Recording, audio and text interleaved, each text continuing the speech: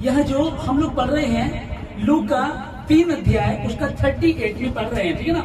और वह एनोश का, और वह शेत का, और वह आदम का, और वह उसका परमेश्वर का पुत्र था। आमीन, ठीक है ना। अब इसको उल्टे लीजिएगा। परमेश्वर का पुत्र कौन? आदम। आदम से कौन? शेत। शेत से कौन? एनोश, ठीक है ना। और वो परमेश्वर का पुत्र था। आमीन। तो जब परमेश्वर ने आदम को बनाया तो आदम को अपना पुत्र कहा। हालेलुया। पुत्र कहा, वाटिका दी, ऐश्वर्य की जिंदगी थी, पर एक आज्ञा दी गई थी कि उसको मानना। जिस दिन भी तुम उस आज्ञा को तोड़ोगे, जिस दिन भी तुम उस वृक्ष का फल खाओगे, निश्चय उसी दिन मर जाओगे, ये कह दिया गया था। अब वो पुत्र होने का अधिकार जो हमने खो दिया था, पुत्र होने का अधिकार जो खो गया था, और गलती किसने की थी? आदम ने कि हवा ने?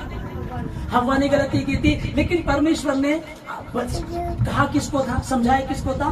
आदम को। परमेश्वर ने जो बात बताई तो आदम से, आदम जिस दिन तुम उसको खाएगा, ठीक है ना। आदम से कहा तो आदम को समझना चाहिए था, लेकिन आदम नहीं समझा, ठीक है। उसकी पत्नी ने गलती की। पत्नी ने गलती की तो पति ने भी पत्नी की बात मान करके उस फल को खा लिया।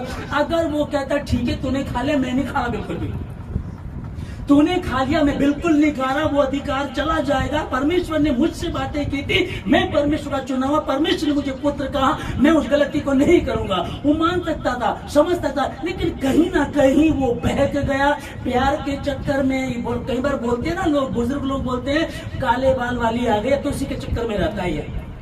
ऐसा है ना, इस तरह से कहा जाता है। अब ऐसा नहीं कि मैं बहनों के लिए गलत बोल रहा हूँ, और बहनी भी ऐसी होती है कि भाई अब तो वो इससे वो मिल गया, जब से इसकी शादी हुई तो उसी के चक्कर में हो गई है। दोनों के लिए ही है। लेकिन यहाँ जो शुरुआत हम लोग देख रहे हैं, ये आदम की एक गलती, हव्वा ने खा लिया था। उसको थप्पड़ मार सकता था, डांट सकता था, समझा सकता था, और इतनी आसानी से ये नहीं हुआ होगा कि उसने कहा कि आदम सावधान, वो यूं हुआ होगा, मुंह खोलो आ, और उसने ऐसे डाल दिया होगा।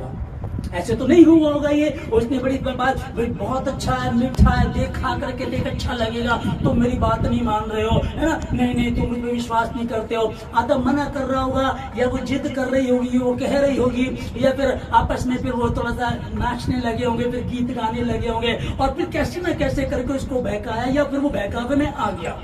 अब यहाँ हुआ कुछ भी, हुआ चाहे कुछ भी, वो परमेश्वर का पुत्र था, और वह एनोश का, और वह शेत का, और वह आदम का, और वह परमेश्वर का पुत्र। आमीन। वो परमेश्वर का पुत्र था। वो अधिकार चला गया, अधिकार चला गया, और पाप जगत में आ गया, दुख जगत में आ गया, दिक्कत जगत में आ गई। अब जो मसीह यीशु पर विश्वास करेगा वो नाश नहीं होगा, तो अनंत जीवन पाएगा। परंतु जितनों ने उस पर विश्वास किया, उसने उन सबों को परमेश्वर की संतान होने का अधिकार दिया, अर्थात उन्हें जो उसके नाम पर विश्वास करते हैं। अब जो उसके नाम पर विश्वास करते हैं, यीशु मसीह के नाम से दुष्ट आत्मा निकल जा, भाग जाती है। यीशु मसीह के नाम से दर्द चला जा, यीशु मसीह के नाम से कैंसर चला, यीशु मसीह के नाम से डायबिटीज चली जा, यीशु मसीह के नाम से लाइलाज बीमारी चला, यीशु मसीह के नाम से जन्म के अंधे देखते, यीशु मसीह के नाम से जन्म के लंगड़े चलते, यीशु मसीह के नाम से 4 दिन का मृतक लाज़र जिंदा हो जाता, यीशु मसीह के नाम से वो 12 वर्ष की लहू बहने वाली स्त्री, वो 12 वर्ष की लड़की जो मर जाती है, उसका लहू बंद हो जाता है, वो जिंदा हो जाती है। किसके नाम से? उसी उद्धार करता यीशु मसीह के नाम से, और जितनों ने उसे ग्रहण किया। आमीन। वो जो अधिकार उस समय चला गया था। मैं कहना चाहता हूं मेरे भाइयों, मेरी बहनों, जितने सुन रहे हो, यहां की कुछ अच्छी चीजों के लिए जो तुमको तुम्हारे परमेश्वर से अलग करती है। हव्वा ने गलती की, आदम ने गलती की, वो परमेश्वर का पुत्र था, उसने गलती की, और वो पाप जगत में आया, वो दुख आया, वो क्लेश आए। पर फिर उसने एक पहले आदम ने गलती की, पाप जगत में आया, उसने फिर अपने पुत्र को जगत में भेजा। अपने पुत्र को जगत में भेजा।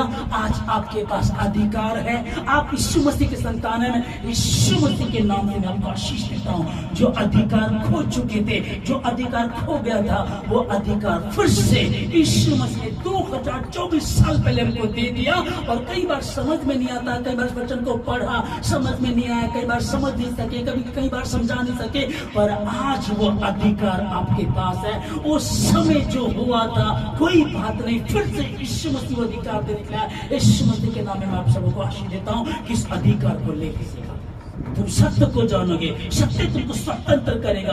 कोई हुई बरकतें, खोया हुआ अधिकार तुमको मिल गया यीशु मसीह के नाम में। आप जितने इसको ग्रहण करेंगे, जितने इसको व्यवहार में लेकर के आएंगे, उतने ही उस पर जिएंगे, उसकी आशीष को पाएंगे। यीशु मसीह के नाम में आमीन।